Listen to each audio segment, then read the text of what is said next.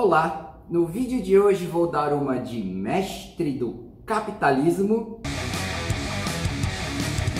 mas ao invés de cagar regras inúteis, vou levantar perguntas para descobrir se você quer realmente dar aulas de artes marciais.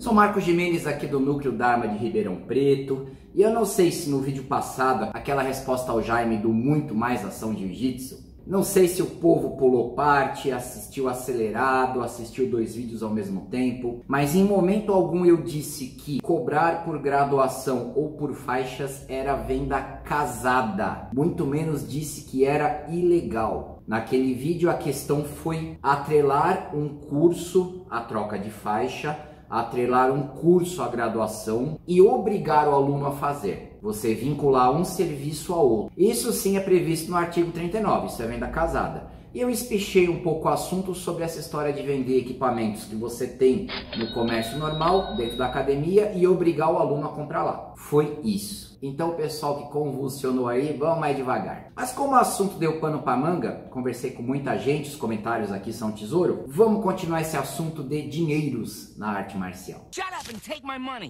Então, cobrar essa graduação pode?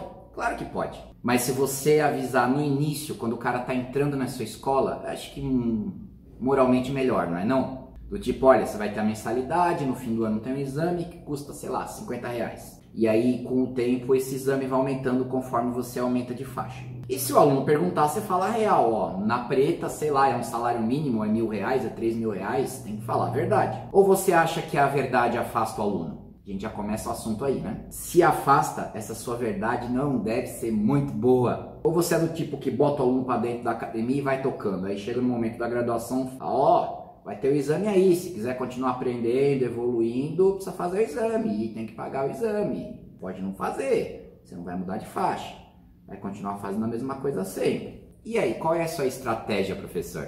E alunos, qual é a estratégia do seu professor?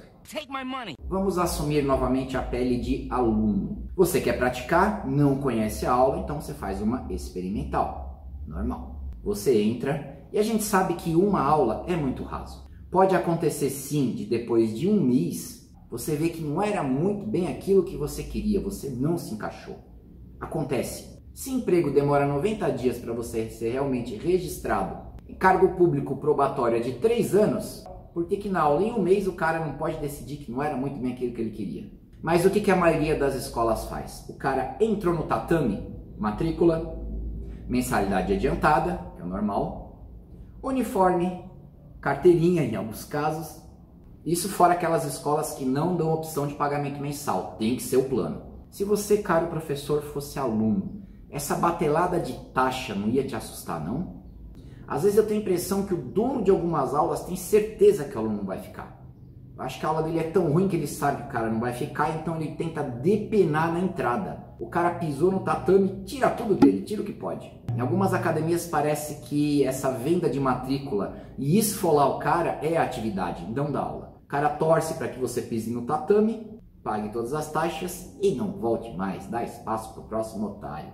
Só que isso, a longo prazo, gera consequências. Na pele do professor, principalmente se o espaço for dele, ele precisa de aluno para manter, precisa de muito aluno. Hoje a rotatividade é alta por diversos motivos. Tem desgraçado que some e não avisa? Tem. Tem um monte de gente que não passa dos 3 meses? Tem. E olha que os 3 primeiros meses para quem dá aula é o pior, cara, é onde o aluno dá mais trabalho. Depois de 3 meses o cara já sabe participar da aula, já sabe receber conhecimento.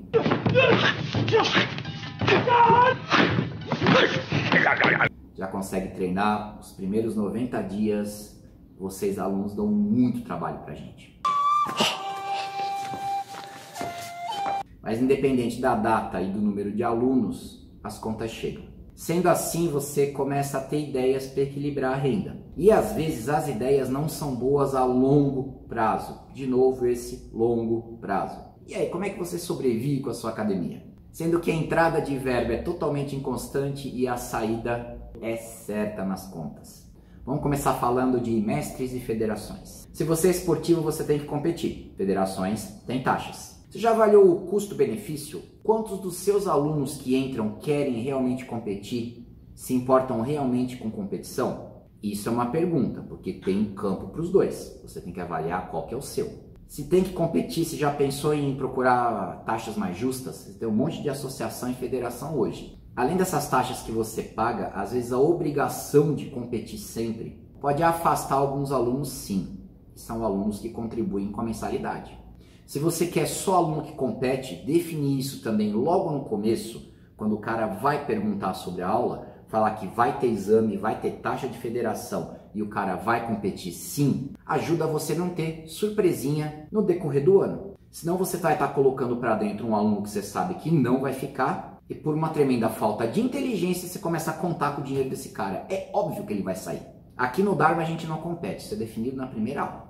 Fala, mas eu quero competir, procura outra escola. Ah, mas eu gosto do seu sistema, então faz aqui em outra escola para competir, mas eu não vou começar a competir porque um aluno quer. Ah, e se você faz parte daquelas federações que te pagam comissão para cada aluno inscrito no campeonato, porque tem, e é bem comum isso, quando o aluno descobre, você acha que ele vai pensar o que de você? Para onde vai sua moral? Você acha que isso não estimula o cara a procurar outro local ou até abandonar a arte? Vê os comentários nos vídeos, vê quanta gente abandonou a arte marcial por causa dessas coisas. Abrir o jogo e ser sincero é muito saudável a longo prazo. O aluno pode só praticar ou ele tem que virar instrutor? Pagar filiação, tem que fazer o exame para aprender? Não dá para aprender sem o adereço colorido? Eu faço isso aqui. O aluno vai avançando na técnica. E esse avanço não precisa ter um muro de pano colorido no meio para dizer que ele sabe. Ele sabe. Ele aprende a usar a faca, aprende a usar o bastão, aprende a usar o boxe básico, depois um boxe mais avançado, vai para travamento, para torção, para agarramento, ele vai avançando. Então, pelo menos aqui, eu não preciso de adereços coloridos para identificar o que o aluno sabe.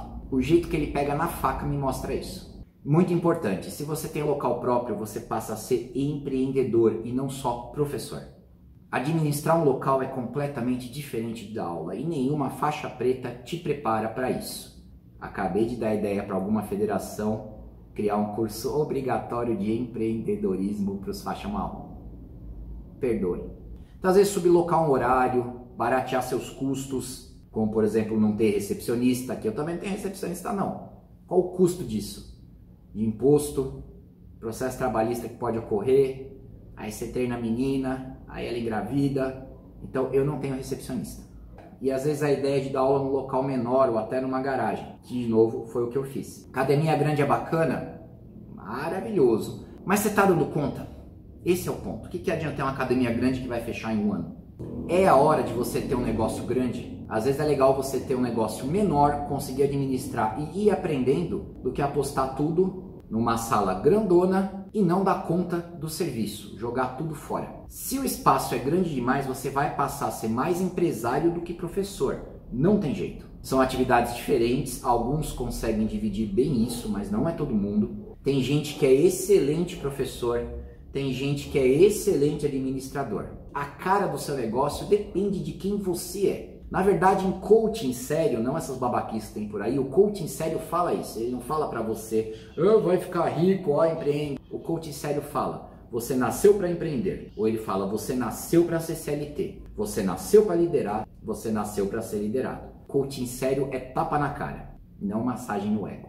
Obrigar a comprar equipamento dentro da escola, não citar taxa de exames na matrícula, criar curso extra obrigatório do nada. Isso ajuda a afastar o aluno. Ele sai, não fala porque está saindo, então você não tem ideia do problema que está ocorrendo, e começa a criar um estigma na sua marca. Quanta gente pelas costas não usa o termo Mac Dojo, aquela coisa comercial, e vão falar isso pelas costas do seu negócio, não na sua frente. O cliente bom hoje é mais atento, então você organizar os custos, a sua mensalidade de uma forma justa e nos seus negócios ter noção que você tem períodos de altos e baixos, vai ajudar bastante na manutenção do negócio. Sumiço de aluno, ausência no período de férias, isso vai ocorrer, não tem jeito, é o mundo moderno. Aliás, se a sua escola fecha durante um mês, por que o aluno pagaria essa mensalidade nas férias? Você cobra, você perde aluno nesse período? Você aceita eles de volta? Ah, mas escolas pagas e faculdades são assim.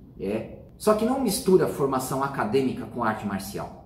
Arte marcial é atividade secundária sim no mundo moderno, não é formação acadêmica e só é formação profissional para uma minúscula minoria. Pergunta para os alunos que entram se o sonho deles é ser professor de arte marcial ou ser engenheiro, médico, político, youtuber. Pergunta o sonho deles. Você vai ter um outro que vai pensar em ser professor. Mas provavelmente ele vai mudar de ideia com o tempo. Da aula não é fácil, a gente tende a punir o aluno bom, o aluno que fica, por conta da atitude dos que fogem. Não tem aquela frase, os bons pagam pelos pescadores? Pescadores, jogo duro. Os bons pagam pelos pecadores? Como é que um graduado seu some e não avisa? Ele merece ser tratado como graduado com essa atitude? Como é que você graduou um cara desse? E se ele volta, você trata do mesmo jeito? Como é que eu faço aqui? Eu cobro mensalidades, lógico. Em dezembro eu não fecho nos dias do feriado. Esse ano eu vou abrir na quinta e na sexta da semana de Natal e Ano Novo. Mesmo assim, eu sei que dezembro é uma desgraça, o povo some. Mas como eu estou funcionando, some quem quer. A desculpa não é que o estúdio não está aberto. O aluno que avisa que vai parar e some por um tempo, eu entendo, moralmente está ok. Aluno que some do nada, se volta, eu dou mais uma chance. Mesmo assim, demora a engrenar a confiança nele de novo. Ele vai ter aula boa? Vai. Vai treinar? Vai. Mas aquele investimento de técnica, aquele trabalho que só vai dar resultado depois de um ano, com algumas coisas mais elaboradas de faca, algumas armas mais exóticas, coisa que precisa de um longo prazo para você ter resultado, esquece. Eu deixo a aula mais rasa, no bom sentido, a técnica é boa, mas são as técnicas mais simples, até eu ter certeza que o cara não vai perder tempo e não vai fazer eu perder tempo. Pelo valor da mensalidade, ele tem uma aula boa. Pelo conhecimento mais elaborado, são as atitudes dele aqui dentro do estúdio que vão definir isso. E aqui no final do ano, eu normalmente implemento mudanças. Eu vejo como é que foi o ano, eu vejo o que precisa mudar para o ano seguinte. Pode ser mudança de horário, mudança de técnica, mudança de valor. Eu analiso a demanda e mudo. Isso faz bem para os negócios. Aluno fiel, eu demoro muito para reajustar o valor. Se o cara quebra o vínculo, quando ele volta, são as regras e os valores vigentes. Em São Paulo, quando minha mensalidade era de R$130, ainda tinha aluno que pagava 90, cara que estava muito tempo comigo. Então ser fiel à escola era muito vantajoso. Nessa virada de ano aqui eu não vou mexer em valor, mas eu vou mudar alguns horários e o esquema de reposição de aula, vou mudar bruscamente. Alguns dias vai ter horário certo para treinar, eu vou colocar duas modalidades diferentes, eu que dou aula, mas eu vou dividir a aula, a demanda está pedindo isso, vou colocar só combate com faca, tem muita gente pedindo. Para quem está firme, nada muda, aliás até melhora. Agora, para os sumidos, é a regra nova que vai valer, o cara tem que se adaptar. Eu não posso moldar a minha escola em quem não é constante nela, é o inverso. O cara que vai e volta se adapta ao que tem disponível. Dessa forma eu valorizo o aluno fiel e o aluno inconstante, seja por qual motivo for, ele entende que tem que se adaptar, que o mundo não está aí para o deleite dele. A aula é pior que canal de YouTube, demora a vingar.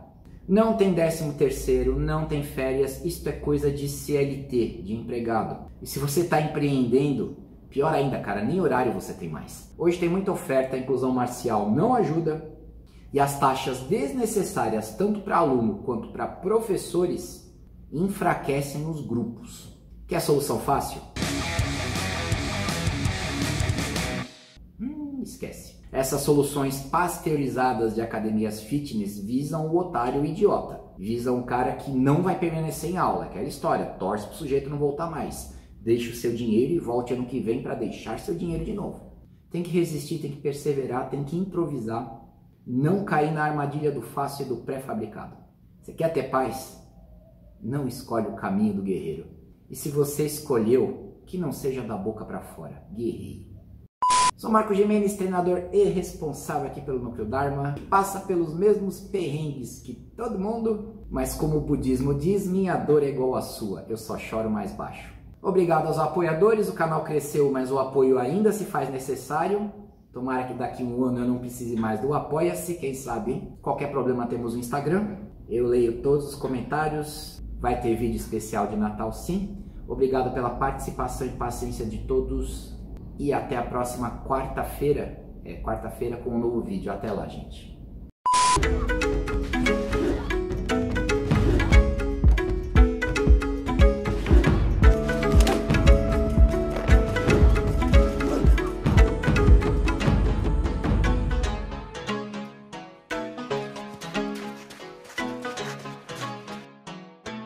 A matrícula, a mensalidade, carteirinha, exame de faixa.